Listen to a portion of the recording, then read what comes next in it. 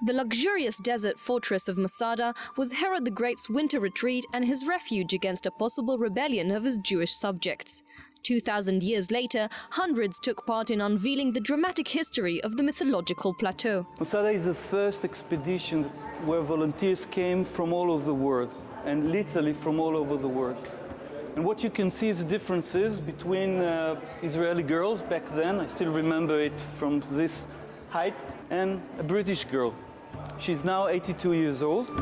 The largest excavation revealing most of Masada's layers began in 1963 and was led by Israeli archaeologist Yigael Yadin, who was the second chief of staff of the Israeli Defense Force. Upon leaving the military, he devoted himself to research and began his life's work in archaeology. Such an expedition is such a task. I mean, not only from the point of view of financially, but to have several hundreds of students out there or workers out here in the middle of the desert.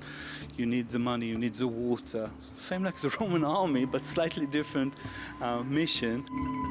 There were many rules throughout the excavation. For example, taking pictures was not allowed. Yadin was afraid that the finds will be published before he will publish them. So they said that at the weekend when he left home, they used to take some pictures and also to take pictures of his shoes outside of his tent. The archaeological works produced and yielded an enormous amount of artifacts, including cooking pots, well-preserved ropes, and a comb tangled with human hairs and, amazingly, with lice thousands of years old. Malka Hershkovitz, a veteran of the excavation 50 years ago, remembers her own personal experience. When I was digging one day in the synagogue, and I discovered a piece of like paper. I didn't know what it is, but it was a part of a scroll. So I cleaned it with my hands. I cleaned the earth, and I could read it. It was written, I knew the letter. It was one of the biggest experience of the finds which I had during all my career.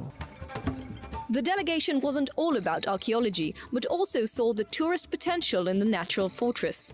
Separating original walls and stones from reconstructed ones and preserving the findings allows visitors of this UNESCO World Heritage Site a complete sense of the way people lived, where they baked their bread and where they washed their clothes. I think the most important contribution is the possibility to look into the history straight into the eyes. I know people by name, I know the profession. The story of Masada was recorded mainly by the historian Josephus Flavius, although the accuracy of his accounts has been surrounded with some doubt and suspicion. The famous ABC miniseries starring Peter O'Toole attempted to describe the historical siege which ended when the Romans entered the fortress, only to discover the mass suicide by the Jewish defenders. But speculations over the rebels' fate remain a mystery up until today. We know from Josephus that 960 rebels committed suicide. Where are they? Yadin claims that he had an archaeological proof for the suicide. He found bodies, he found skeletons, at least 3 that we know for sure that belong to that group.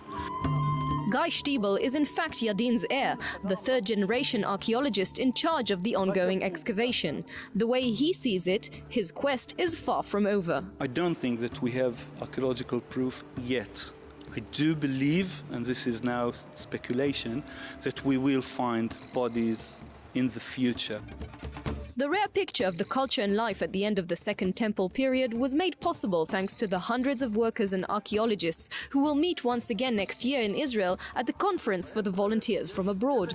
Till then, the works continue, as the potential of the desert to unveil history remains limitless.